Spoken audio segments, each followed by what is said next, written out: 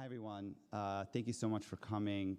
We decided for this evening program to be in this chapel so it could be more intimate. And due to the weather, it became even more intimate than we expected it to be. But hopefully, those of you who are here and perhaps watching online will find this program as meaningful as it has been for me over the past 3 days, spending time with the delegation we have here from Sharaka. So I'm not going to spend too much time talking about Sharaka. They will talk about them. They can talk about their organization and themselves and their personal stories. I just want to say on a personal note that we are at a time that finding some of these hopeful moments where we can look ahead to the future and think about what a peaceful future might look like for the Middle East, for Israel, for Israelis, for Palestinians, for the Arab world, and together. Is hard to do at times. And that is one of the main reasons why we decided to put so much effort into creating an initiative to provide exactly that little bright future that we hope to achieve one day. And Sharaka is an example of that, and hopefully it is a beacon of light that will allow us as a community to advocate for that and to work towards that moving forward. So I'm going to invite JCRC's CEO, Ron Halber, to give some opening remarks, and then our delegation will join us. I will just note that 2 of the members of the delegation are currently fasting, and they will they are outside currently. They're waiting for iftar and for the time for them that they can eat something. And after they eat, they will join as well. We will start, of course, with the members who are here with us right now. So, Ron? So thank you, everybody, for coming here tonight. I think you're in for a real treat. Tonight, you'll find out after the program where our board member, my friend Bob Margolis over here, will speak about the fact that we're unveiling a new initiative tonight called Partners for Peace. And you'll hear more about that from him later. So in addition to having the inability to eat during Ramadan, so we decided to do something worse. We decided to run them ragged while they are here on a scholar of residence. So during Ramadan, while they're not eating, we are taking them to 3 or 4 events a day because we have done these scholar in residence programs, and the whole idea behind them is to give as much exposure when we have people of such inspiration or expertise in a short period of time. Scholar in resident, being in Washington. They've spoken to lawyers. You'll probably not, none of you will become a lawyer now. College administrators, that's a lawyer joke. University and high school students, interfaith partners, think tanks, business leaders, Rotary clubs. And our idea was to give them the maximum exposure that we could to all different facets and all different types of leadership and in the grassroots in the Washington community. Sharaka means partnership in Arabic, and they are committed to a future, the people who belong to this organization, of a future Middle East built on dialogue, understanding, cooperation, and friendship. Each of our participants has their own unique narrative and their own unique path that led them to do this work. And I think they are courageous and inspirational to especially be talking about what the Middle East could be when the Middle East is right now where it's at. No mistake about it. The JCRC is a proudly pro-Zionist, pro-Israel organization. We were crushed by what happened on October 7th, and we've led our community's efforts in a stalwart fashion in support of Israel. And we continue to stand by Israel. But we have to forget that there is no alternative but an eventual peace. It's the only way forward. There is simply no other reality than the fact there are 2 peoples, and actually more than 2 peoples, that are destined by history to live in the same land. And how and when we get there, I don't know, but we all know that the eventuality is simply that 2 people must find a way to reconcile. It's as simple as that. There is no other way forward. So therefore, at JCRC, we want to do our best to build a constituency for peace. And we want to elevate those people who do that, and that's what tonight's meeting is all about. Now, an event like this, where people come from multiple nations across the world, doesn't happen without support and collaboration and friendship. So I'd like to thank Allison McWilliams, who's the executive director of the Naomi and Nehemiah Cohen Foundation, we've worked on with many projects over the years and very much helped to make this possible. Allison, thank you. We owe you a great deal of debt for this because this really, thank you. And something else you should know about the foundation, and I've worked and been friends with Allison for over 20 years, it's not just the way the foundation donates money, but the way they invest strategically. They're very clear about what they want, and one of the reasons it's so easy to partner with them and to be such friends is that we have this same mission, that there eventually has to be a peace. We're all in post-traumatic stress disorder from October 7th. We understand, we get it. We're all scared for Israel's security. But the future has no other way forward but peace at some point under some condition. We also want to thank our Jewish Federation, with whom we're going to collaborate with in the Partners for Peace, Washington Hebrew for hosting us again. We love doing events here. They have the best staff to work with, and we enjoy working with them. And I also want to thank Adam, who you just heard from, and Charlotte, our director of our Stewart Lessons Israel Action Center, who have poured their heart and soul into planning. 14 events don't go off in 3 days simply by showing up. It takes meticulous planning and expertise, and we owe you a great of gratitude. And also, most importantly, for those of you who came across oceans and seas to join us here and to hopefully offer us a sense of inspiration. And with that, I'd like to welcome the members of Sharaka to the podium, or to our bima, and to say thank you for being us, and we look forward to hearing from you.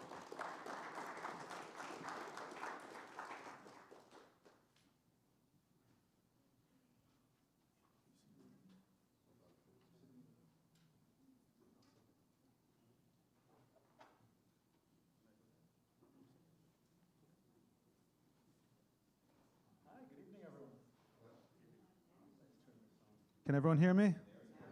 Okay. So thank you so much for coming out here. Thank you to the JCRC for bringing us here, and to the sponsors, and to Washington Hebrew for hosting this. My name is Dan Pfefferman. I'm now one of the co-chairmen of Sharaka. Until recently, I was the executive director. That's Noam over there. Noam Meirov, he's the managing director, so you can say hi to him afterwards as well. Or if you have any complaints, you go to him. I'll tell you just a very short story about myself, but I'll tell you more about Sharaka, and then I'll let my colleagues talk here. I grew up mostly in the States. I've been in Israel for over the last 20 years. I spent close to a decade in the IDF. I spent another decade in the think tank world. And so I'm, by training, by background, I'm a Middle East expert. That's what my business card says, at least, right? That's what I was supposed to have done in the Army. I really thought I knew the Middle East. By the way, 23 years ago, I was also a student Hebrew teacher right here at Washington Hebrew. When I was a student at American University, I taught Hebrew lessons here, taught bar mitzvah kids. So it's very nice to be back here for the first time.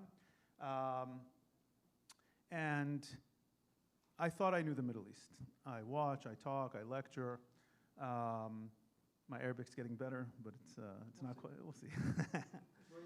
Shway, shway. And except the Middle East that we know in Israel it's different. The news cycle is mostly about war. Here and there, diplomatic developments, mostly about war.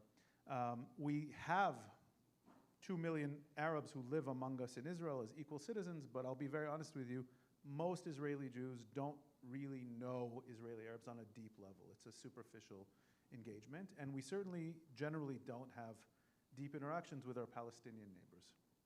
And if we do, they're oftentimes not pleasant ones. And when the Abraham Accords were hinted at before they were signed, I was ecstatic. I was ecstatic that something unbelievably transformative was being unlocked in the Middle East.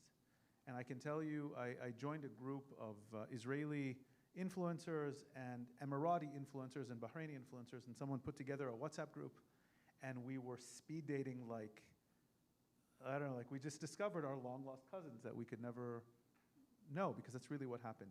And this was Corona, so we were on Zoom calls day and night, just getting to know each other, and shocked by how unbelievably similar we all were. I used my American passport to get to Dubai before all my Israeli friends, before the visa arrangements were in place. And I hopped on there and I had arranged nonstop meetings. I didn't care about the tallest building in the world. I didn't care about the fastest, fanciest cars in the world. I wanted to meet people. And I had literally a week of nonstop meetings and conversations with people I could not have met before as an Israeli. Emiratis in the traditional Arab dress, you know, and Bahrainis, like my friend here, and Saudis, and Palestinians, and Syrians, and Lebanese, and all these people that I'm not supposed to be able to talk to. And one by one, my eyes opened up, and I'm supposed to be a Middle East expert. My eyes opened up that there is a Middle East taking shape, taking form beneath the surface that you don't hear about on the news, and you don't hear about on CNN, and you don't read about in the New York Times. And it's a different Middle East, and it's one of nuance and openness and tolerance and modernity, and asking the same questions about how you blend your life of tradition and modernity as a Muslim, as a traditional. And I said, these all seem very familiar. And I built up dozens and dozens of contacts and friends. I started writing, I started lecturing, and a couple of my Emirati friends reached out to me a few months later and said, we're forming a new organization.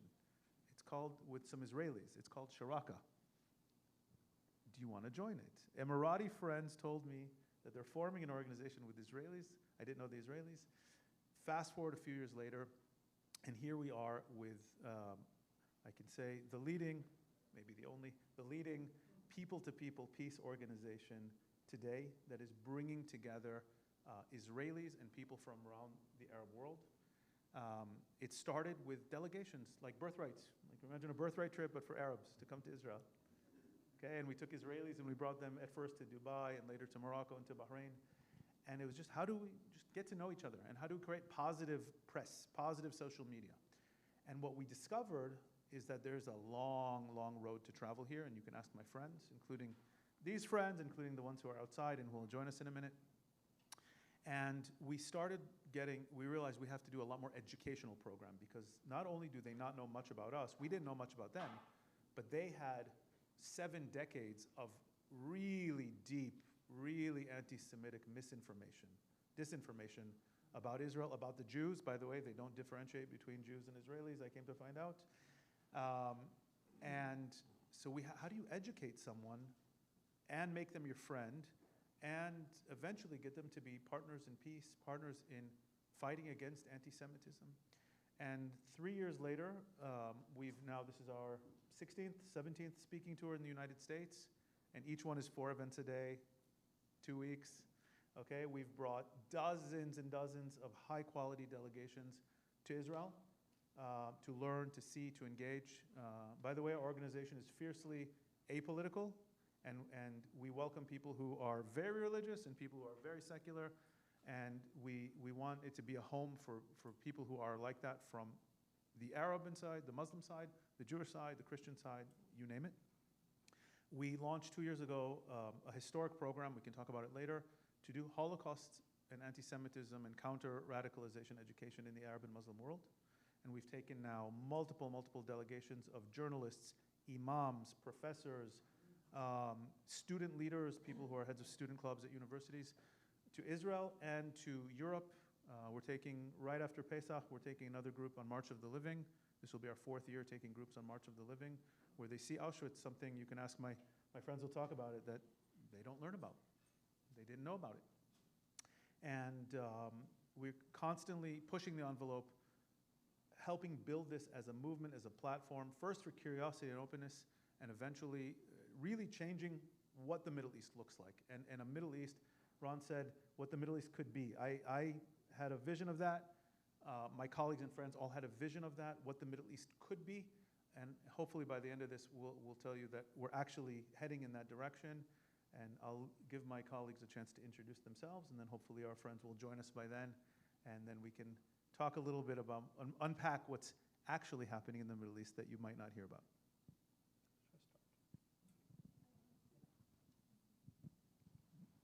Thank you. Hello? Can you hear it? Okay. Thank you so much for having me. I'm so glad to be here at Washington Hebrew, and I am so, and I'm also very happy to join Sharaka once again, and to have this amazing tour with JCRC, who did an amazing job. I just wanted to say that I mean, I want to start by who I am. Yeah, so, yeah. Now it works, yes. My name is Hevi Buzo. I was born and raised in Damascus, Syria. I come from a mixed background. My father's half Kurdish, my mom is half Turkish. And growing up, I knew conflict firsthand because of these, ancestries that I have.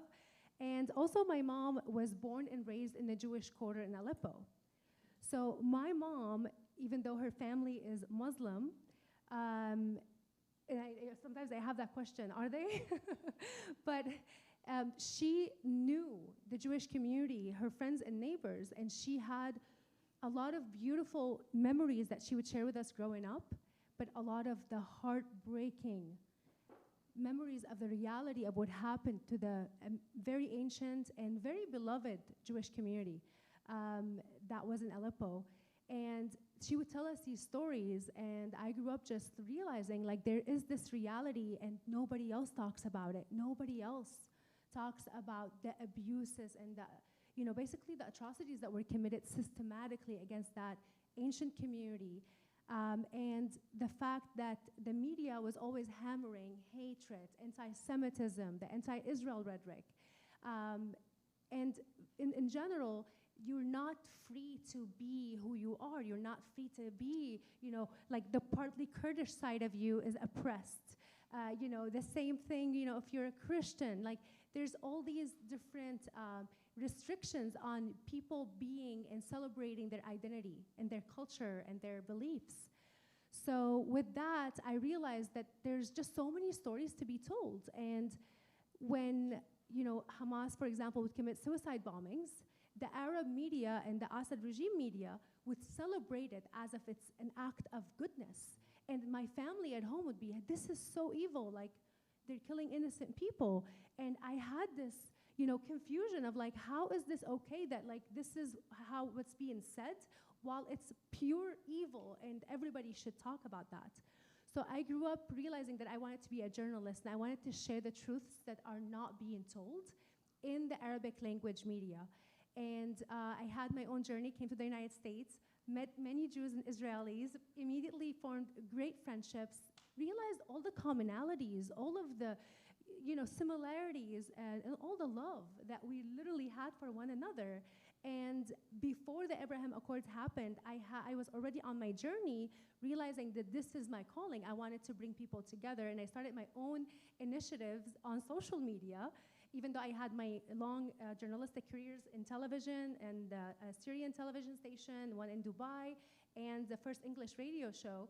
But I actually started my own initiatives online when I brought a rabbi, a sheikh, and a priest. Not the beginning of a joke, it was an actual show. And people would have not seen something like that before. And of course, with Sharaka, and I wanted to bring Sharaka because, after the Abraham Accords, that was a turning point in the history of the MENA region. Because unlike the peace that we've seen with Egypt and Jordan, we had the peace where people are actually able to sit together, finally, and talk, and realize all these commonalities. So I launched Yalla with a co-founder, with Sharaka actually. They were the organization to help the launch of Yalla. I went to Israel. I met Israelis, amazing, just warm, loving people. I went and I met actually Palestinians from Gaza on the Israeli-Gazan border. And I heard the stories about their suffering from Hamas. And that was the first time I actually get to speak to Palestinians from Gaza and hear them saying to me, we are basically occupied by Hamas. And I was like, why the Arab media is not showing this? But the truth is that everything in Gaza is controlled by Hamas, including the Arab media. So these voices will never be heard, and people who would say that, would voice that, they will be killed. I was like, they were like, can you get our phone numbers and help us in any way? And I was like, I worry about you because you're gonna go back to Gaza under Hamas. And and I learned about the IDF was doing an agriculture project to help the Gazans, basically farm and have lands that are fertile. And these things you will never hear and know that the Gazans were actually working in Israel, like thousands every day. So, knowing all of these complexities and seeing that now people are connecting, to me, it's so important, like what Sharaka is doing, because they're connecting people on a grassroots level. They're bringing people together to actually talk to each other and learn about all of these untold truths. And now the governments who signed the Abraham Accords are allowing this for the first time in terms of like the Arab side, but also the media and how important that educational to be amplified right now through the media. So there are major opportunities that are happening. I know that October 7th was a turning point. It was it's really beyond me as a mother, because I'm a mother. I've highlighted the stories of Israeli hostages. I talked to the Bibas family, one of the family members, before we knew about what actually happened to them. When people learn and see the stories and the faces and actually hear the stories that are not being shared in Arabic language media, that's what changes everything. And I think that's what we are doing today. Thank you so much. We'll come back. We got them kosher shawarma. So, first of all, thank you for having us here. This is amazing. I mean, getting to know many people on a daily basis. I know the effort of our friends now, actually, is something that we really appreciate, and you being here as well. So my name is Ahmed Kuzai. I come from Bahrain, a small island in the Gulf, in the Middle East, where it's known to be the hotbed for all conflicts in the world today. And as per some researchers, there are more than 600 conflicts today. Most of them are in the Middle East. That includes the one I have with my mother-in-law. So.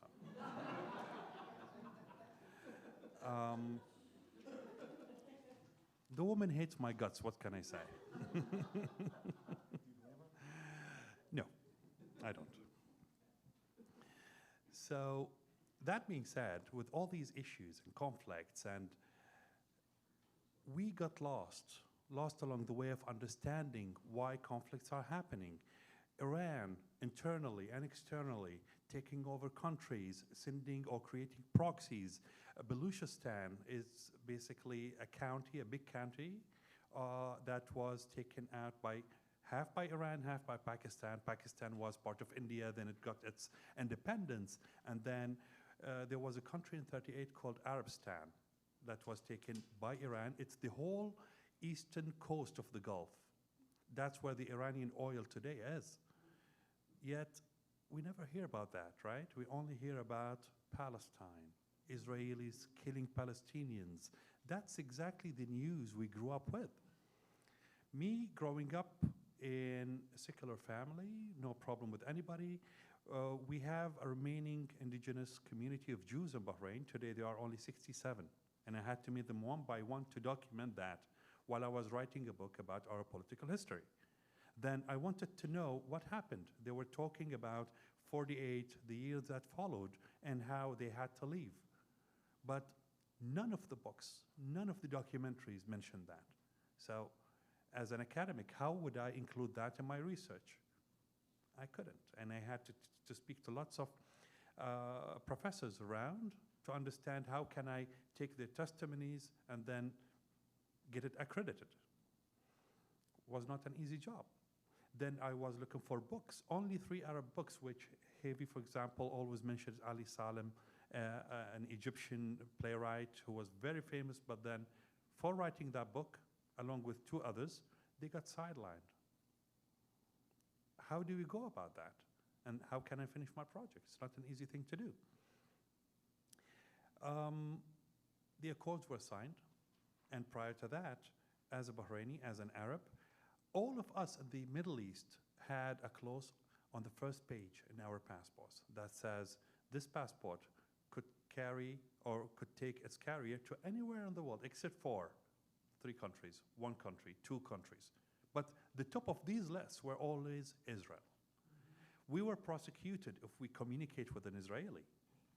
Some to death, Some would be sidelined, some would be assassinated in the middle of the night. You don't know. But we were not allowed to do that.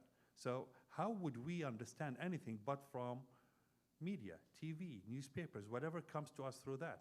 So we had to picture, we were forced to picture Israelis as men and women in uniform, somehow scared of the Arabs for some reason, that are in constant war with their neighbors. What do they want? They want us killed. How are they doing it? They have guns. That's it. So the Abraham Accords happened. Even though, I have to mention, even though I have lots of friends around the world. I mean, I studied, I traveled, I have classmates that are Jews. I've been to weddings, bar mitzvahs, and I have seen the other side. They're just like my grandma, asking me when am I getting married? And then if I get married, when are you having kids? And then they stuff me up with all the food, beside the takeout. I mean, I'm not leaving empty-handed, right? So aren't we similar? What's the problem then? These are really good people. Then I started having a dilemma. How do I overcome that? Anyway, to cut it short, the Abraham Accords happened, and then I spoke to a friend of mine if I can go there. But during COVID, no visas were granted to anybody. So that friend said, I'll have a friend call you. And this friend was now my brother, Dan Pfefferman. He called, and he introduced me to an NGO. I heard at first it was Shakira, and I thought I was going on tour. Didn't happen, sadly. Yeah, my hips are still lying. But then he said, to continue this forward, I'll have a woman call you by the name of Fatima Al-Harbi from Bahrain. And I was like, what? He said, what's wrong? I said, no. You're telling me that an Israeli is introducing me to a fellow countrywoman? That's the new Middle East we're trying to build ever since. We go on that tour. I was part of the first delegation that Fatima led, a brave woman that I'm really proud of. We went to Israel. We explored the place. I gained 5 pounds. 5 more pounds, exactly. I mean, this man can't cook. I stayed at his place many times for Shabbat, and hence I'm fat. Thank you. But I had the chance to see the exact opposite of what we were taught, of everything we saw on the news. It was not easy. It was contradicting me every night. I had to call him, bother him. Is that true? Is that like made up kind of a concert? Is that what we saw? He said, I'm not doing anything. You can take the train, and he made me take the train from Rehovot to Tel Aviv on my own to understand. He said, I'm not feeding any information you had. I met people, I took cabs, I was on buses.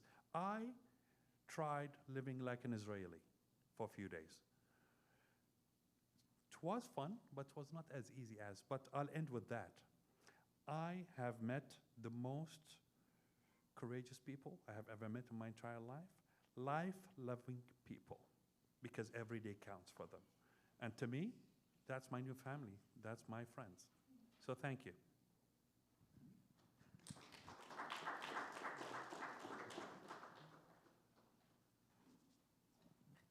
Hello, everyone. I apologize that we were late. We were breaking our fast. I'm happy to be here with you all today. My name is Fatima Al-Harbi. I'm from Bahrain. I'll start my story with that. I grew up in a house that my parents have never taught me to hate, never taught me to hate the other if they're a Jew or Christian or believing in other religion. We grew up in a country, thankfully, having different religions practiced in peace. Nobody would stop them. We still have, but it was the only synagogue in the Gulf, which is in the middle of the local market in the capital of Manama, and it doesn't require any security even. So we always had this, like, growing up in a peaceful coexistence community, but there is always something missing.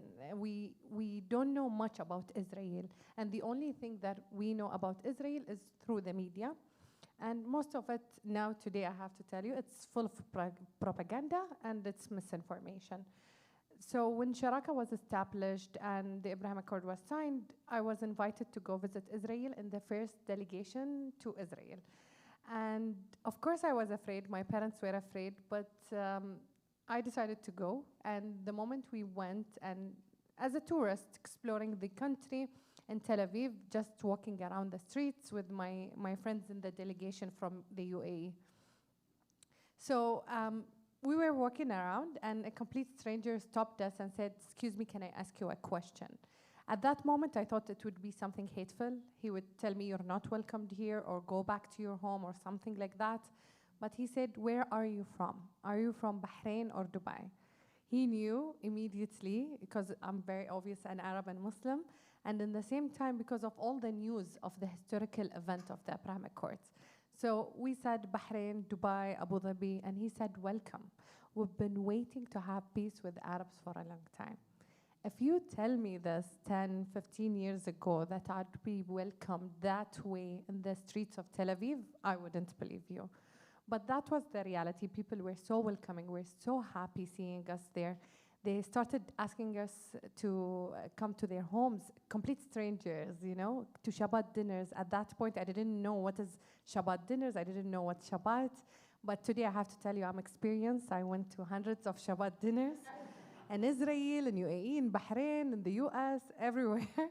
So people were so welcoming. They were so happy seeing us there. And I met with people. I met with Israeli Arabs, Israeli Muslims, Christians, Jews, Palestinians. I met with Bedouins. We went to the north. We went to Jerusalem. We went to Tel Aviv. We went to multiple places and met so many people. And the only thing that I heard from everyone was that we're fed up with conflict. We're fed up with hate and extremism. We just want to live. We just want to have families, jobs, go to universities. We want peace. So this narrative we don't get to hear back home. Back home, we only know about this place that it's full of hate, extremism, radicalism, people wanting to kill each other. Jews hate Muslims, Muslims hate Jews, and that's it. So I found myself obligated to share that message that everyone shared with me. I thought it's a good idea. People back home see a familiar face. They will know I'm not a part of any propaganda. They know me, they know my face, they know my name. So I shared that experience through social media, and I have tons of thousands of followers on social media, so I thought it's a good idea. But of course, immediately I was known as the girl that went to Israel, as a slur, not as an honor. But I was immediately became the person that, the first citizen to go visit Israel, and I thank COVID for that honor, of course. No one wanted to travel, and especially to Israel. Israel had strict laws. But that brought so much backlash. They put me in the spotlight. Even Al Jazeera put a report about me, about my visit, and you can see my face everywhere. So people say, "You're a traitor, you're not an Arab, you're not a Muslim, take this off, you don't deserve wearing it, I hope you die." Whatever you can imagine, I've heard it all. So one more was that they said, "I'm part of a propaganda campaign paid by the Israeli government, millions of dollars." And I tell them, I wish I was paid millions of dollars. That would be much easier. But believe me, I don't have that millions. And I found myself obligated even more when I saw the attack and the social media backlash, that I have to amplify my voice. I came as a tourist, left back home as a messenger of peace, that I actually want to share that message and want to bring people together and want to see the reality of peace. And since then, I've been advocating for peace and trying to bring people together, because also it's important for me to show the real model of Islam, because the extremists that we see within Hamas, for example, the extremism that they show, and using Islam's name while doing horrific acts, that's not the real Islam that I've been taught and I've been practicing my whole life. So it's important for me also to say this is not my Islam. So yeah, thank you. Happy to be here today.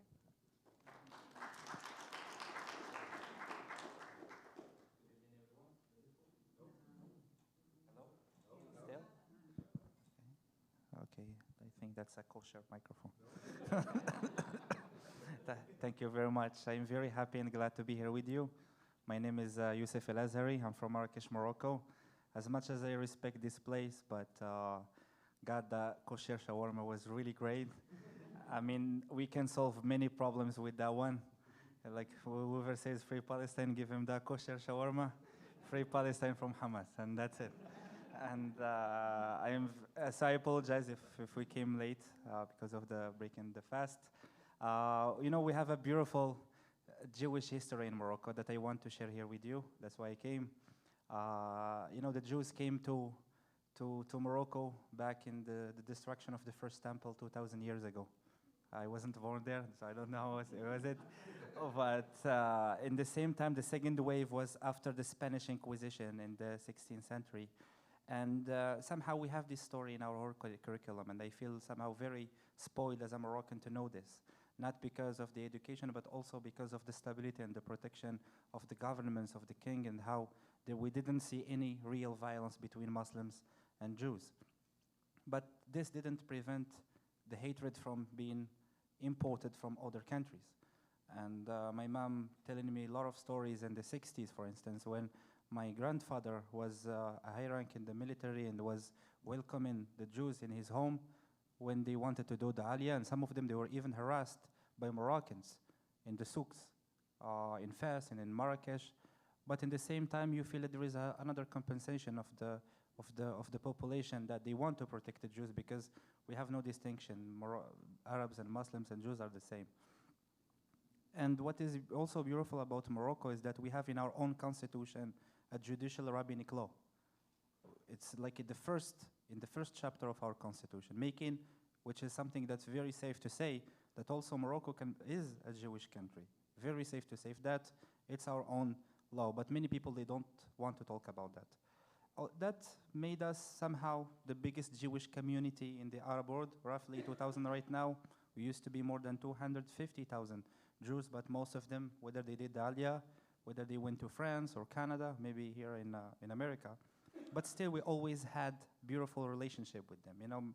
I was very honored to have my both parents have neighbors and best friend with the Jews, and this is something that I really happy about because I grew up in a very safe environment. So this is exactly what made me one day go to Israel. It wasn't really something very logical to do. I had to wait for the Abraham Accords to come because otherwise there is no direct flight from my city to Tel Aviv. I had to wait until 2022 to go, and to be honest with you, I didn't know what to expect. As much as I was spoiled and living in a beautiful life, having all peaceful and everything, but still, I had also my dogma. I was a little bit scared, and I had to be a little bit courageous. So to my first surprise, when I just landed in Ben Gurion Airport, I saw the three lingual signs. You have Hebrew, you have Arabic, and you have English. I even asked my friend if we landed on the right airport, why there is Arabic here. And then the first person who did PCR test to me was a veiled woman. I'm serious. I still have her on my telephone. A veiled woman that is in charge of doing PCR tests.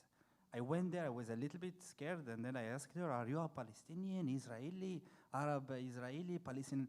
I gave her all the names, all the brands. She was like, "Just give me your nose and give that visa to yourself."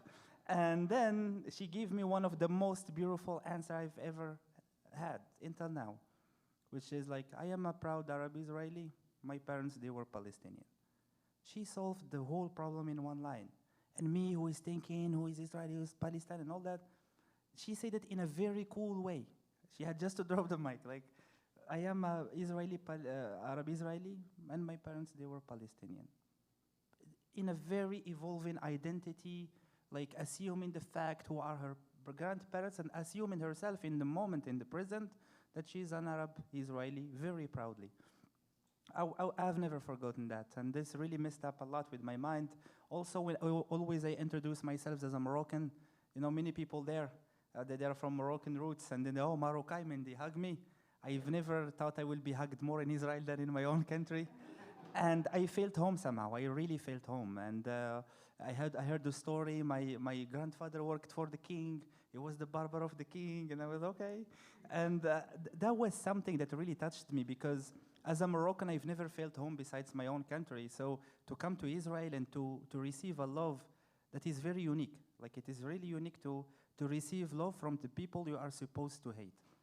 It's like I unlocked a new way of feeling. Like the media wanted to divide us, but Israel didn't want to divide us. And you can see how the population of the Arabs is growing. It's more than 20% of the Israeli population. Then I always tell my friends this. I tell them that as much as Israelis are good at anything, they are so bad in genocide. I'm sorry to tell you that, but you are so bad in doing genocide because how much you respect people, how much you respect religion, how much.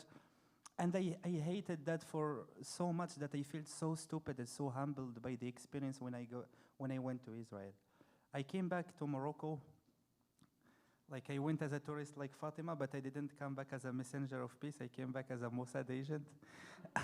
and a lot of backlash and what did you do there? And that was a hell of an experience. I lost half of my family members, most of my friends. My co-founder in the business quit.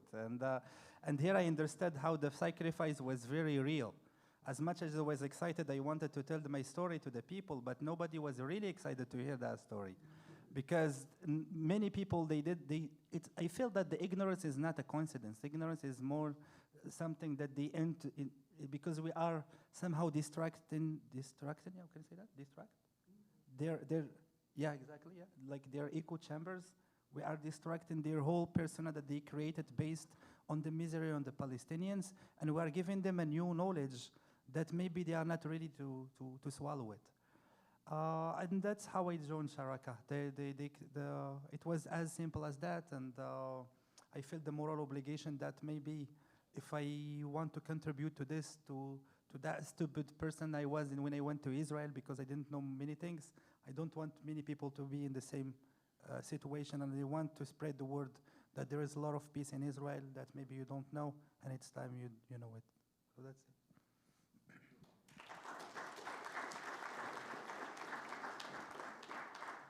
Okay, we'll do another round of comments and we'll keep it much shorter because we really want to open it to audience questions, okay? The Abraham Accords are many things, and a lot of the questions we get that they are, sometimes they're skeptical questions. Well, isn't it just a business deal between the Kushners and the Trumps and the Saudi princes? Isn't it an arms deal? Isn't it, maybe it's just an anti-Iran military pact? And I said, yeah, it's all of those, but the Abraham Accords, I've come to understand, are a transformation, the beginning of a serious, deep, transformative process in the Middle East. And it's the name of a coalition of countries that I believe are looking forward and not backward, that are starting to talk in a language that we've never heard before in the Middle East, and that's of national interest, as opposed to these empty slogans of pan-Arabism or rebuilding the Islamic Empire, or all of these meaningless slogans that have only led to wars and divisions and hatred. How do we think of national interests? There is a military aspect. These are a group of countries, the moderate Sunni countries plus Israel, who see the rising threat of Iran and see that the United States, on a bipartisan level, is unwilling to get involved in the Middle East militarily, or that American leadership is unclear. And they see that oil will one day run out, and so they need to diversify economies. And it turns out there's one country in the region that is very technologically savvy and that has a really good military and sees Iran as its main threat. And maybe it's about time that these countries form a serious and real alliance with that country. And of course, that's Israel.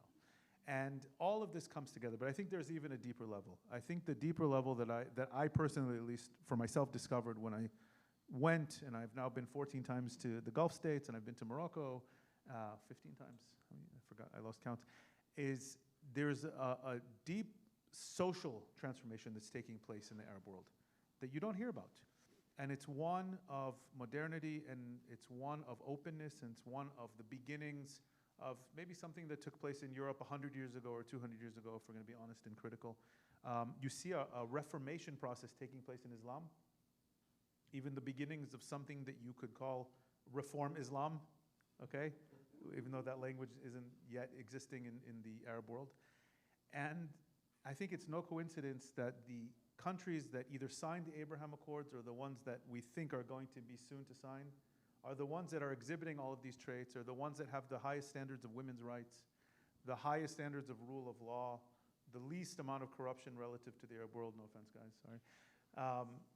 The better universities in the Arab world, and the better openness to minorities or to people who choose to be secular or less religiously observant in their lives. And then came October 7th. And I can tell you as an Israeli, obviously it was beyond difficult. That's not why I'm here to talk today, so I'm not going to talk about being an Israeli on October 7th. I'll talk to you about being, at the time, the head of Sharaka on October 7th. We were supposed to have a delegation the next day of, like, they were all on the way to the airports when we heard the news. I'm usually Shomer Shabbat. I turned my phone on, and they knew something was wrong. And for the next month or 2 months, we as an organization really struggled. What are we going to do? A lot of people were saying behind the scenes, and we'd built up this community, this global community of people who were in favor of at least dialogue, if not peace with Israel.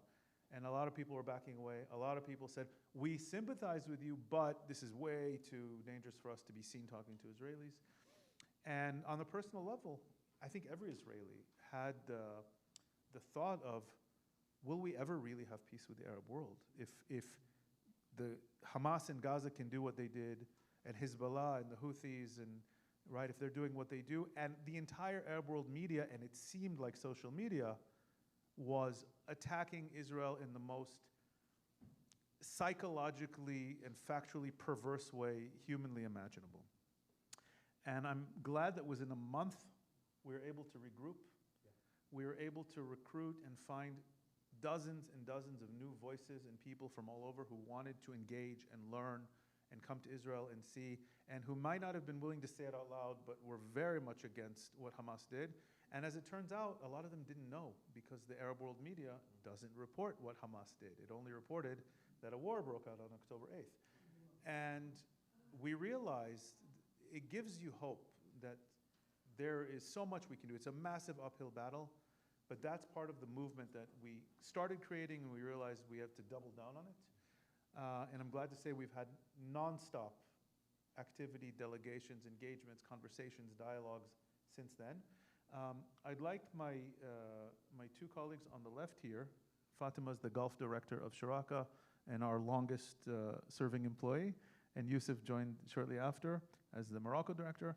If you can share your thoughts on kind of where you were, what you thought, what you saw in the media, how you were treated by your friends and family. Let's keep our answers short. And then I want to end on kind of maybe a messages of hope. And that is, I'll ask Ahmed, who by day is an analyst and a professor of Gulf politics and Arab world politics. The Abraham Accords seem to survive, and I think we're entering into phase 2. What's going on with the Gulf states? How did they survive? Can we expect Saudi Arabia to join soon? And we'll end with Havi, because I think coming from Syria, there's very interesting developments in Syria and Lebanon, and maybe some positive developments that we're not thinking of as the war resumes and hopefully will end again soon. So we'll start with Fatima, and we'll work our way down. After October 7 happened, of course, all of us were broken and sad and didn't know what to do, especially with the delegation that day. I didn't know what to do. Like, what should I tell them? Should I tell them, like, go on the trip or wait? And then when Dan came through the Shabbat, and we had to decide, like, in the moment. But then we started seeing the scenes coming out from the nearby Gaza, and then we were shocked because this is not like anything that we saw before. And for me, as a Muslim and Arab, like I can hear them perfectly in perfect Arabic, speaking up and using verses of Quran or saying Allahu Akbar. And you know, Allahu Akbar, immediately as a Jew or Christian, you know immediately something bad is going to happen next. And for us, it's Allahu Akbar, it's God is great, and that's what we use when we pray. So that left us, all of us, heartbroken, and we knew it took us time to stand up again because we lost hope for peace at that day. But it took us around 1 month to regroup and come again and bring the people together. And we knew at that point the importance of our voices more than ever. Speaking of peace before war was something, but speaking of peace after October 7 was vital and important. So many people joined the mission, and we spoke up in so many media outlets. One of them had more than 15 million views. Of course, I received a lot of backlash again because of that. But I thought it's important because we had to watch the horrific footage that the Ministry of Foreign Affairs screened for journalists and social media influencers and other people of what Hamas recorded on their GoPros cameras on their chests and their heads. So I seen it all. I heard it all. How can I be silent after that? How can I not talk after that? So for us, it was important for us to talk and talk even louder. But even now, after more than 500 days after October 7, I think Hamas is serving the people. Well, how can I say it? Because when they brought back the dead bodies of Sherry Pipas and her children, for us as Muslims, you have to respect dead bodies, no matter who they are, even if it was a soldier, of the enemy. How can you do that with a woman and her children, dead body, and do a celebration over it? All Muslims, most of the moderate Muslims, spoke up after that they said, even though Israel is our enemy, but you can't do that. This is haram in Islam. You can't, this is not acceptable. So I think it's important that now more than ever, a lot of moderate Muslims are speaking up. You know, after October 7th, a lot of things has changed, especially in Morocco, because there were many initiatives and activities that we are planning to do, and we even thought about closing Sharaka, not only in Morocco but worldwide, because many Arabs, they don't see like hope or a glimmer of hope of having peace with Israelis.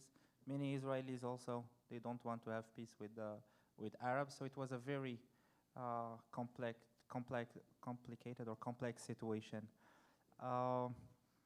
For me, it was very hard because I somehow expected that there's gonna be a war after that. And I also asked myself many questions, like if you want to protect or free your people, then why do you kill other innocents? If you want to protect your people, why do you take innocent hostages? What will this bring you? If you are like a military, if you have a little bit of knowledge of military strategy, or you want to see your people thrive, why do you attack a country that might be the only gateway to thrive as a nation is Israel? How come you have a neighbor that is so developed that you want to attack the country and then live in your own misery, then blame it to that country again? There is a lot of paradoxical thoughts that came to me at that moment. And here I understood that maybe they don't want peace. Maybe peace is their business model, is to be against peace and to let the war perpetuate. Maybe that's their business model. This is what they want. So they can ask for more money and they blame their misery on Israel and so on. And they've been doing this for more than 40 years and we didn't learn the lesson. When I went back and we had many meetings, me and Dan and all the team, Ahmed and Fatima, there was something that I didn't, we wanted to do. We are like, okay, let's work, let's carry on. We don't have the choice. We will talk about how culture is the medium of peace. We will talk about how bringing people to Israel or Israelis to Morocco even in many people, they are not very optimistic about our tools and means, but we carried on because for one reason, we didn't have a choice. And if I ask you what can we do, would we be just silent and that's it? Because we understand something very, very important when there is a war. It is very cheap to discuss a war. Like for someone, if you see two people fighting and you call 911 and the police comes and you tell them those people are fighting, they're not gonna ask those two people how many bullets you fired. You are 3, you are 2, then you are innocent and you are guilty. We don't discuss war. We discuss who instigated it from a national security perspective. Who started it? And Hamas started it. And Hamas has to be blamed. So for us to discuss war and to talk about quantity, since when you are humans, we discuss quantity. And we talk about how many people dead and here people, dead, it's dead. How many people they affected it, we don't care. We don't need to let any one life to be dead. Then why do we count the dead? We need to stop the war. That's the message for me to you right now. It's not about how many people they are dead or all that. I don't want to count. And that's the most important thing here. So for us in Sharaka, and this is something very important I want to share with you here, is that for us the peace is not a project. For us peace is here. Peace is already here. Like when we bring people and they sit, you know, we brought last Ramadan settlers, rabbis, and black Muslim community to Morocco to discuss religious communalities. And they sit in one table, and they laughed, and they talked, and we traveled together. And here I saw peace. But you know what's not peace? It's when someone instigate war and we let them do it. So this is exactly our role in Sharaka. It's to prevent people from fighting. So after October 7, this is the lesson I learned. Like, will we leave the vacuum for people to fight, or we'll stop them and not let them instigate a war again? So that's it.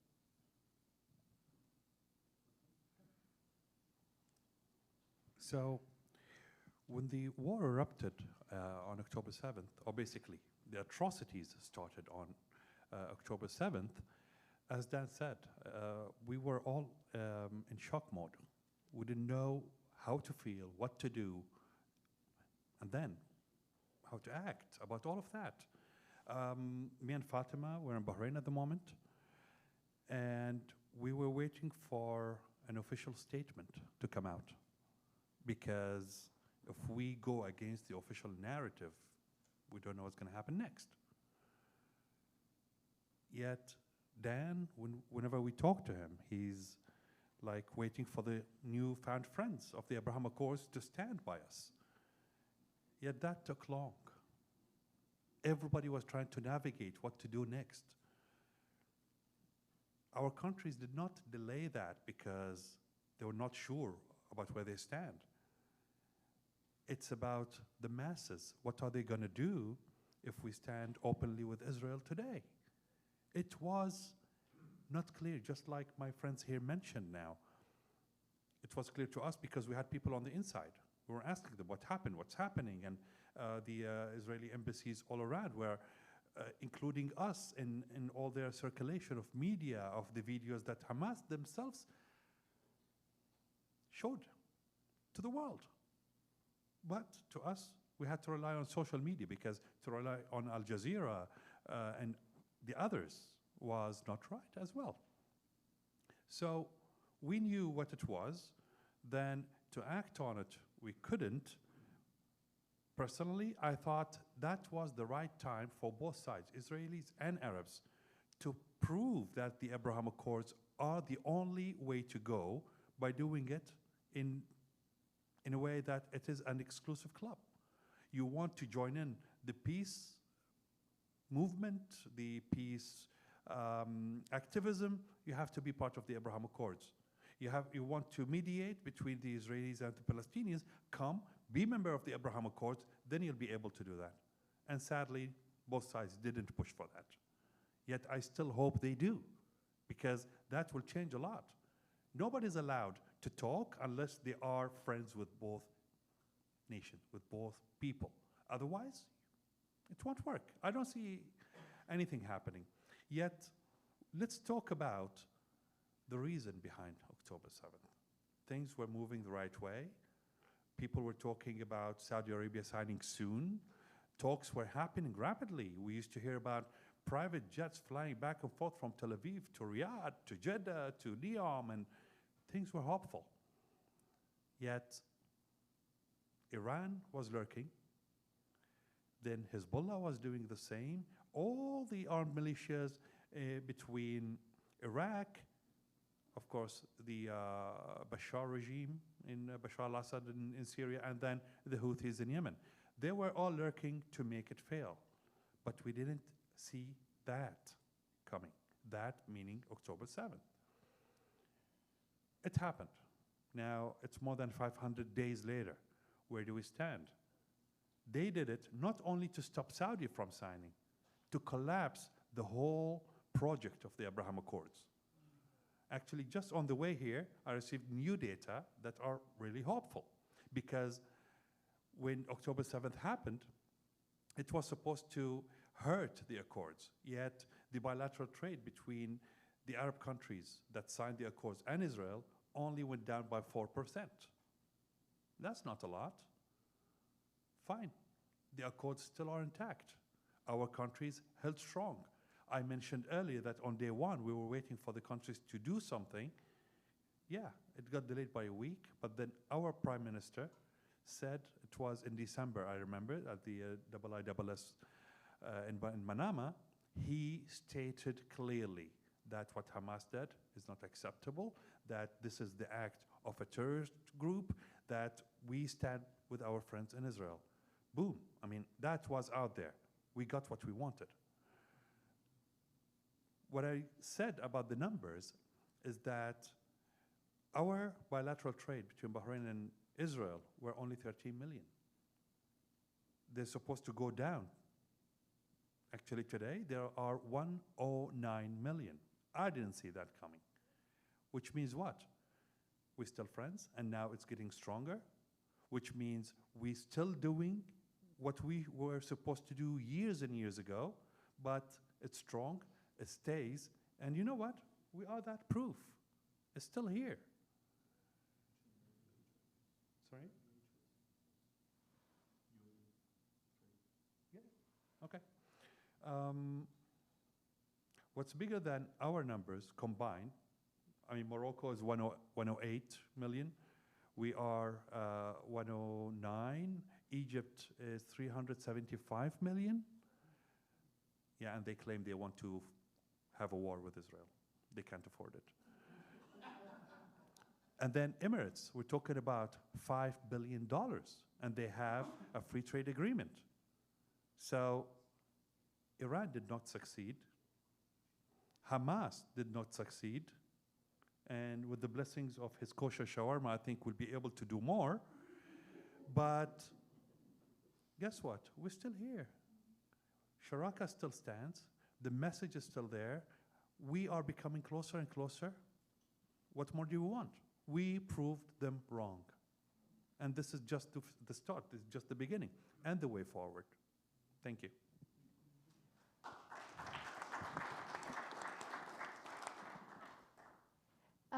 Now, in terms of Syria, I want to go back to October 7th and the turning point, because there are realities that are different in countries like Syria, Lebanon, Iraq, because these countries have been literally occupied by the Iranian regime and by all of the affiliates of the Iranian regime, including the Assad regime, the Hezbollah, the IRGC, terrorist militias, Hamas was there, Islamic Jihad. So people have suffered firsthand from that access, the so-called axis of resistance, which are fighting Israel. They want to destroy Israel, but they're also killing the people in that part of the Levant, and of course Iraq and Yemen under the Houthis.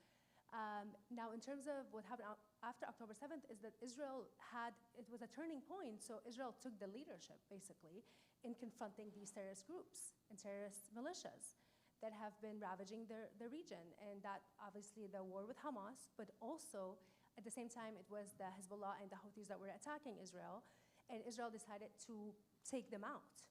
And we saw an extreme weakening of Hezbollah in Lebanon, and which was a liberation for Lebanon, basically, and the termination of all the Islamic Republic of Iran's militias in Syria, which led to the fall of the Assad regime, which was a liberation of Syria. Now, what happened on the people's level is that, in my opinion, and based on my assessment as a social media person, as a journalist who, tweets and writes in Arabic or posts on X, not tweet anymore, X's.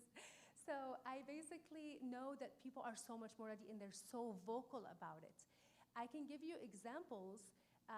When Israel took out Hassan Nasrallah in Lebanon, and was taking out all of the leadership, thought leadership of Hamas, of Hezbollah, people in Syria were holding signs thanking Israel in Arabic and in Hebrew.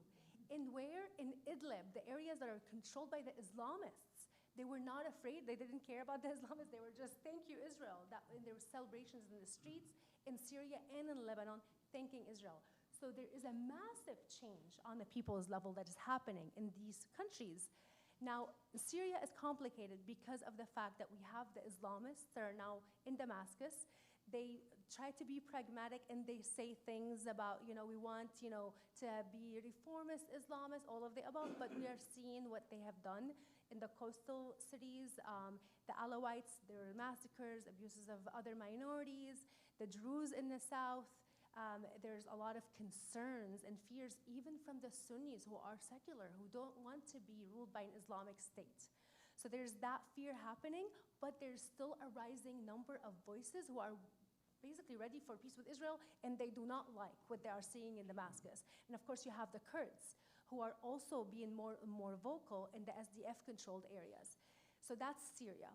Now, Lebanon, you also see that now they feel a lot more powerful again, the people in Lebanon, and they're saying that they are against Hezbollah. Hezbollah is their occupation, and they want peace, and they're saying it on television, even though they confront a lot of trials by the Hezbollah-affiliated government and military trials that they have. But what we're hearing right now is that there also could be another Abraham Accords peace agreement between Lebanon and Israel, which is not to mention that's going to be, this will be historical, but also the welcoming that we're hearing from people on the ground in Lebanon. And the importance of what I'm saying is that even though we're seeing that there are conflicts, that these conflicts are continuing, obviously Israel is taking the leadership in the region, and it's being viewed as the liberator by many of these countries. But it also, there's the Abraham Accords that are continuing to happen, that are continuing to thrive. And as, don't be deterred by the fact that we still have the conflict. I think these conflicts are literally the path forward as the Abraham Accords solidify and grow on the other, it's like a parallel processes that we're seeing happening together. And I think that's the hope for our region, and I think the best is yet to come despite the heartbreak that we are seeing right now.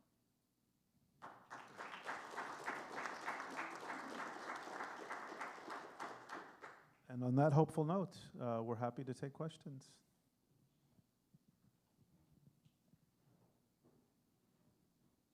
We're going to ask also to try to keep that questions short so we can get to as many questions as possible. Shalom, Kalam. Excuse my preliminary knowledge in Hebrew, but I feel jealous. My country of birth, Lebanon, is not among you. Despite the fact that in 2011, I personally founded the Global Forum for Religions and Humanity, which was the first Middle Eastern non-Israeli NGO that dared to put the Star of David on its logo. And I know what you're saying. I was called the spy of Israel. And usually it takes 3 months to get that registered in Lebanon. It took 3 years. After being interrogated, being called a spy, being called an agent, whatever, you're working to a normalization. What you're doing is great, but please echo the sounds, the voices that are in other countries, other Arab countries. Personally, utilize the space of freedom, being in the United States of America. I published 2 articles in Jerusalem Post. I appeared in several Israeli news outlets, media outlets, Jerusalem Center for Strategic Studies or whatever. But still, please consider me and many others part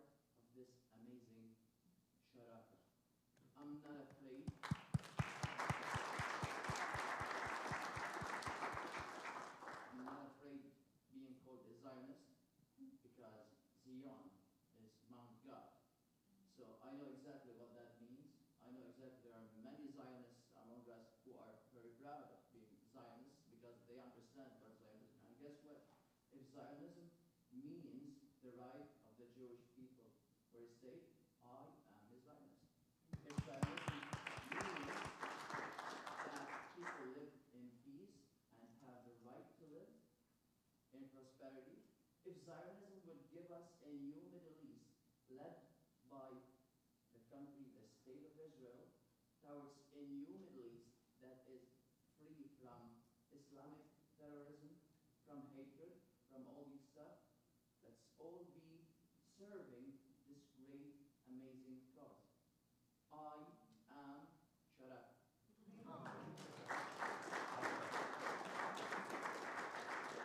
Bravo.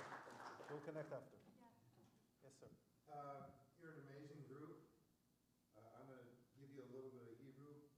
You're a sababa egozim. Something else. I mean, but here's my observations. You're all educated, unbelievable people. You speak, except for you, you speak English better than I do. How do you plan to bring along the common people in each of your countries to buy into the amazing things you are doing?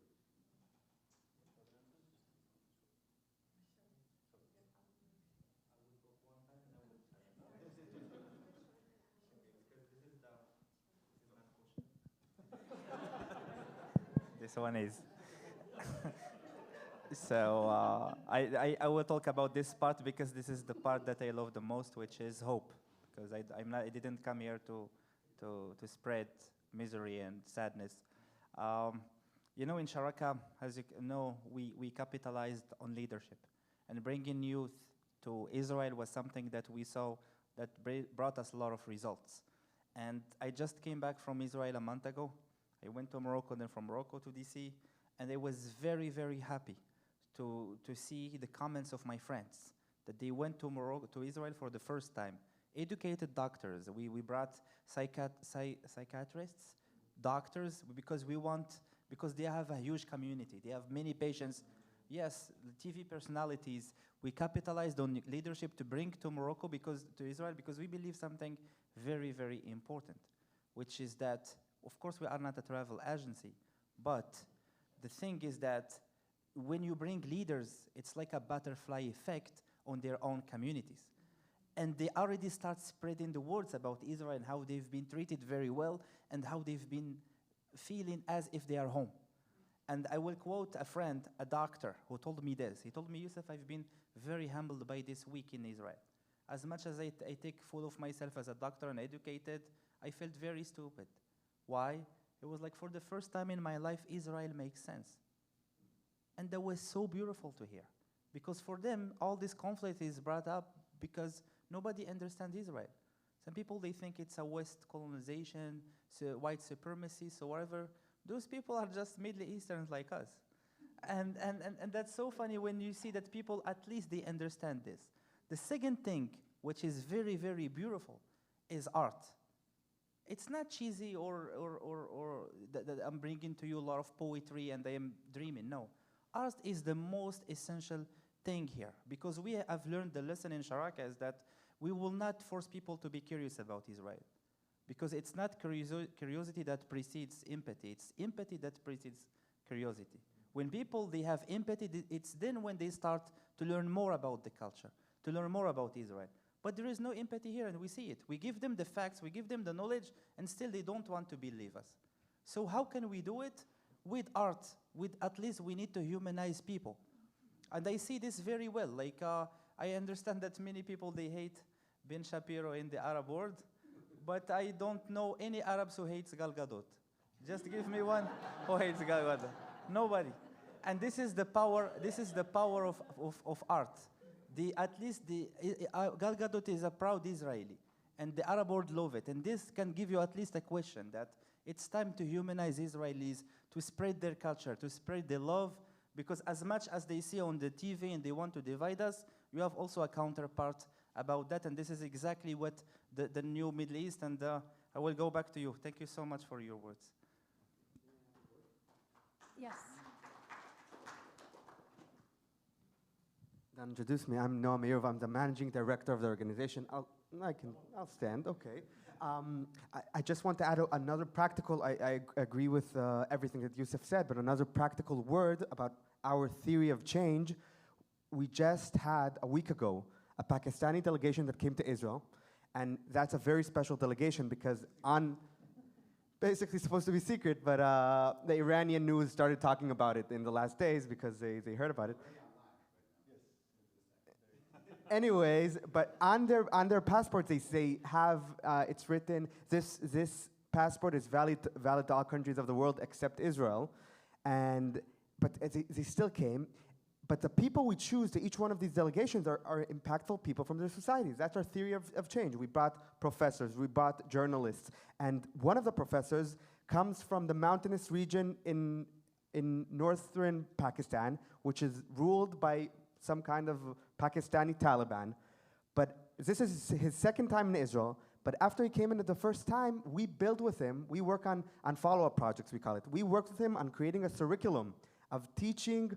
We called it normalizing ideas of the impact of the Abraham Accords, the statistics, understanding the complexities of Israel. It's not black and white, but just talking about it in those universities in Pakistan is completely game-changing. And you know, when I started my position half a year ago, Dan told me, listen, we have a professor who is doing speeches in northern Pakistan. And I said, no way. I want to see that in my eyes. So he sent me a video, but it was in Urdu. And I said, okay, Dan, you understand Urdu? So, of course not. But I gave it to ChatGPT. And I let ChatGPT listen to the whole lecture. And I saw that guy, that Pakistani professor, sit, and a crowd had hundreds of niqabi women. I couldn't see anything except their eyes. And he was talking about Israel and the complexities of the region and making it a nuanced dialogue. So that's just, I think, the most sexy example of what we do. But just taking these game changers, making it impact on their society, be it if a journalist, social media influencers, or anything else, that was, I think, important addition. Thank you.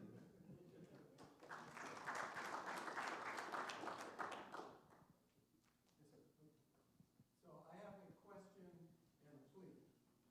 The question is, how have you been received in America? I heard 17 tours in mosques or mainstream Arab, organizations.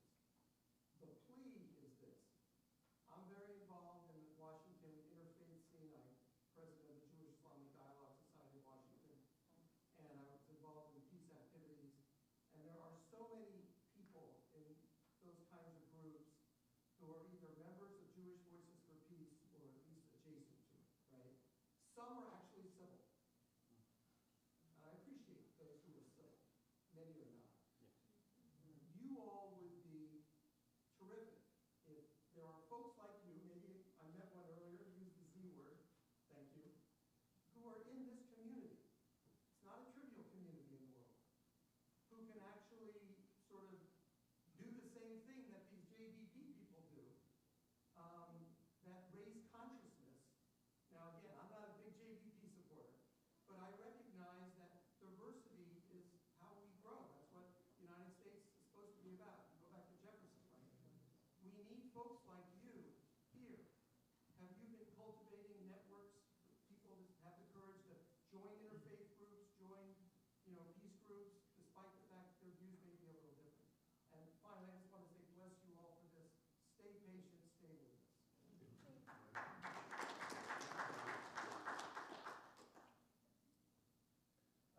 Thank you. I'll be quick in the response.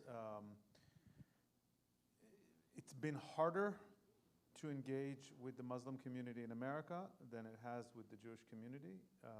We've engaged very easily with Jewish communities from the far left to the far right, and this is received very warmly in all of them, including people who are adjacent, I would say, to JVP, et cetera, maybe not quite.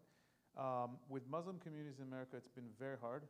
There are Muslim Americans who are very moderate and who are willing to engage. It's not always easy to get to them. A lot of the mosques, I would say, are not led by moderate leaders. And even the ones that we're able to get into are tense appearances.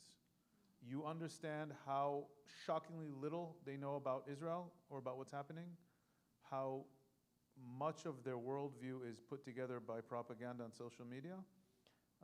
We developed a relationship before the war with African-American Muslims, the head of whom is here in DC. And we brought a delegation to Israel of African-American imams. And then we met in Morocco, actually after the war, which was shocking. And I saw that the majority of them, A, knew very, very little, and B, what they thought they knew was based on their African-American worldview.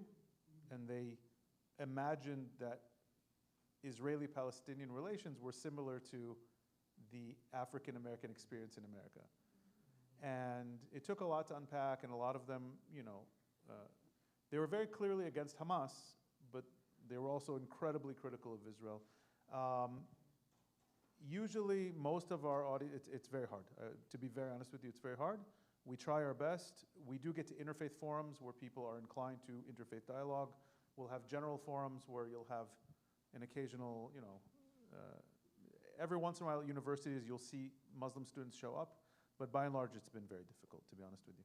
We try our best.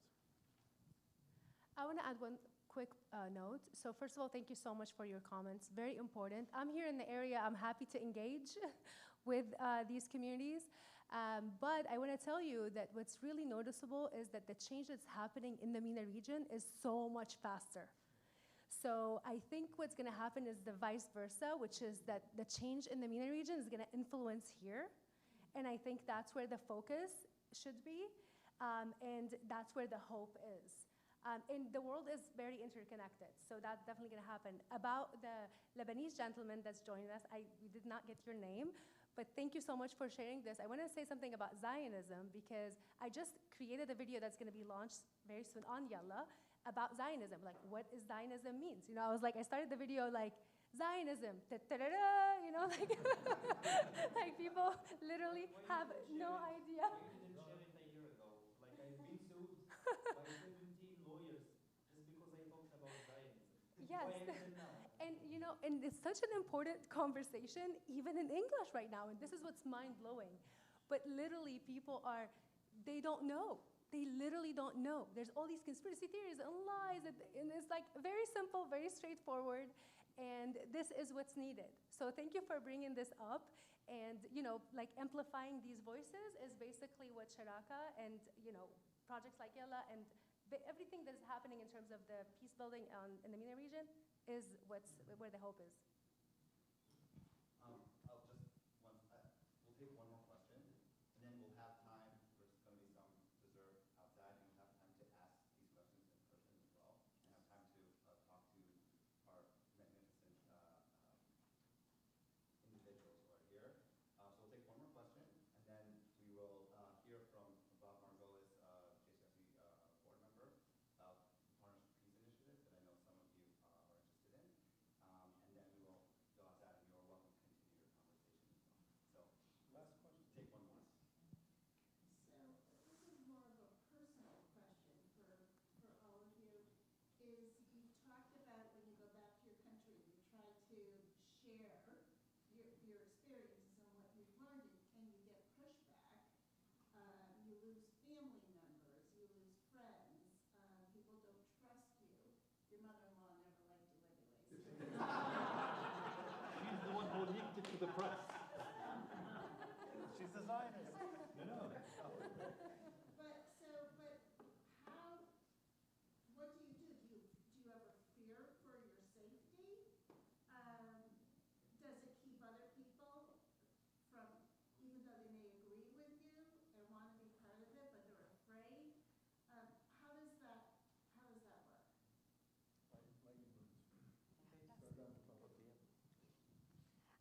Thankfully, in Bahrain, we live in a very safe country, very strong laws. If they say any bad word to me, I can go file a police report and they can be sued for that. So I feel very safe in Bahrain. So that's the good part. But I'll tell you one example. just now I'm trending on Instagram in Bahrain because of a video. I said what's happening in Gaza is not a genocide.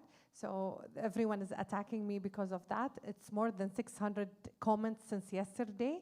But you know, when you see the comments, there is always someone defending me, you know? So you see the hate, but then there is someone out of the 600, let's say 5 or 6 or 7, have the voice of reason, you know, and then defending me. So we depend on these voices. Like at the end, they're growing, and it's a minority, but it's growing. And I just want to mention one of the projects that we have. It's Bridging Hearts, one of our Holocaust education tolerance program graduates from Bahrain. She's an Egyptian Christian living in Bahrain. She wanted to highlight these voices of the people that spoke up. So we have a picture. She's a photographer, so she took pictures of those voices, and she wrote their stories, and we have it on our Instagram with their names and their stories. So we want the Jews and the people to know that there is growing minority of those moderate voices in our communities. So it's easy to sue people in Bahrain, right? Yeah. Can you sue my mother-in-law? You know, for me, I think somehow my life became healthier. Like, who is this sane person who wants many people to love him and to like him? And I believe that with my small family, parents, brother and sister, and some friends, it's enough. I don't want more than that. And as much as I love people and like people, I don't want to be surrounded by fake people. So I am right now surrounded by genuine, real people that they really like me for my own beliefs and opinions. And I believe that it was a divine filter somehow. If you don't like me, here is the door. If you love me, here it is. And it made me very logical, more stronger, healthier. And when you are siding with the truth, Allah or God or I would say Hashem, right? It makes you stronger somehow. So I'm happy about it. Nice Moroccan girl for him. We need to settle down. Yeah, I mean that's we settle Palestinian first. The way I said, we settle down again. I can recommend a good mother-in-law.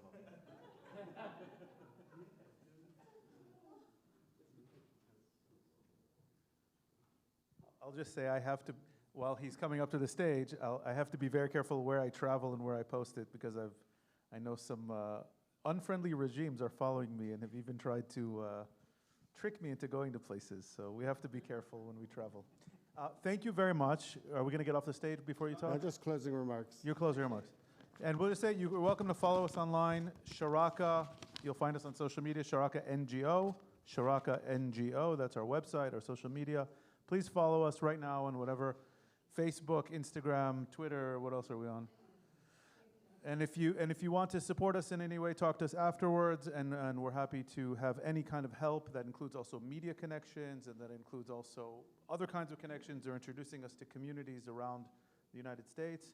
And thank you again for having us here tonight, to the JCRC for organizing, to Washington Hebrew, and to all of my amazing friends.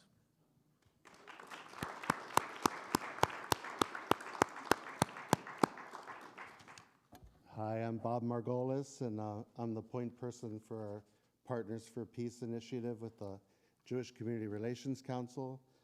And I just want to say it's been amazing to be with these people the last 3 days. I've learned so much. It's so interesting to hear your opinions coming from these other countries that we never hear opinions from. And you're just like us, and of course we're in America, so you guys could be Americans. And Ahmed sounds British. And Indian. And Indian. Thank you, Sharaka, for an amazing 3 days. I have now heard you 3 times, and each time I'm blown away by your stories and bravery and drive to share your journey. This is the first Scholars in Residence program since before the pandemic, and it's only fitting that the theme has been a message of peace and coexistence. The JCRC wants to continue spotlighting these voices, which is why we are launching the DC Partners for Peace initiative to elevate the voices of peace, coexistence, and partnership. And I'm honored to have been asked to lead the steering committee for this program. And it's our plan to host a lot of these groups by webinar and in person. And we are very fortunate that many of these groups are already funded by the Jewish Federation. And we're pleased and we want to collaborate with as many of these groups with the Federation as much as possible. When I heard about this initiative, I knew it was something important to bring to our community.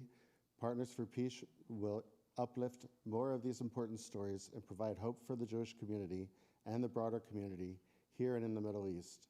We plan to familiarize organizations like Sharaka to our community that are working on the ground to show us that peace is possible. One of the main themes of this week has been that we need to change the discourse from the extremists being the loudest to elevating the moderate voices advocating for peace and normalization. On our campuses, on social media, we see these extreme voices that want to disrupt peace. Our Partners for Peace will shed light on those moderate voices who are working to bring people together. In the coming weeks and months, we'll launch our webpage where you can find more information on all of our partner organizations. There will always be ways to get involved here at home, and when we start our missions to Israel, there'll be opportunities to visit these organizations. This week, Sharaka has given me so much hope for our future. If we can continue this work and bring more awareness and elevate these voices, maybe peace isn't as unattainable as we once thought. So thank you for being here. Thank you, members of Sharaka, and enjoy the rest of your evening.